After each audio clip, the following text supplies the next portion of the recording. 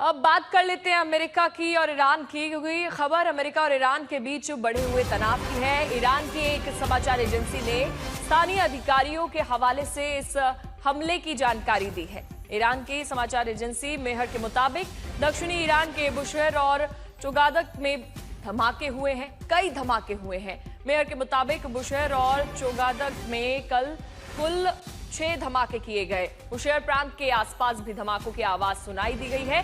वहीं मेहर ने कोनारक शहर में भी 3 धमाकों की खबर दी है।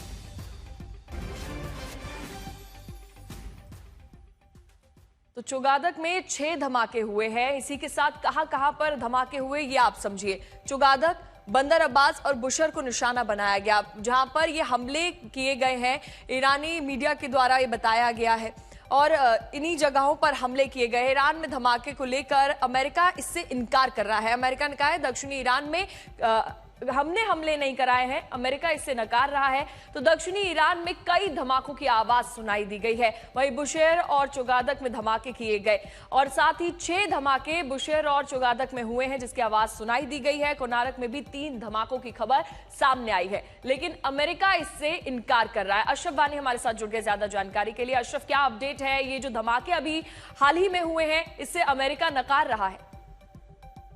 बिल्कुल, अमेरिका की तरफ से बयान जारी किया गया है कि पिछले 12 घंटों के दौरान ईरान पर अमेरिका की तरफ से कोई हमला नहीं किया गया है। लेकिन फिर सवाल खड़ा होता है कि आखिर बुशेर, जो कि मात्र एक न्यूक्लियर फैसिलिटी है, जहां पर न्यूक्लियर प्लांट है, पावर प्लांट ईरान का, वहां पर कल भी ताबड़तोड़ हमले हुए थे और आज भी जो है ईरानी मीडिया और ईरानी एजेंसियों का दावा है कि कई सारे प्रोजेक्टाइल्स को उन्होंने हवा में ही डिफ्यूज किया एयर डिफेंस सिस्टम से। तो ये कहाँ से ये प्रोजेक्टाइल्स आए अभी तक तो साफ नहीं है।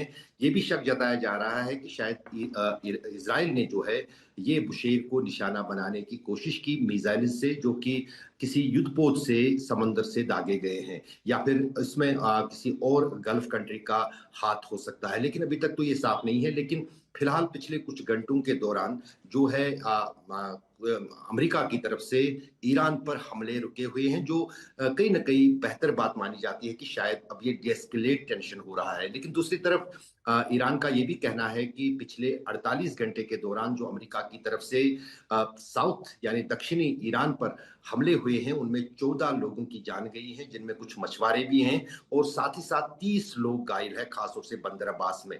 और छोटी जी। नावों को निशाना बनाया गया अमेरिका की तरफ से, और अमेरिका का ये कहना है कि ये छोटी नावें जो हैं, ये आईआरजीसी की नावें हैं,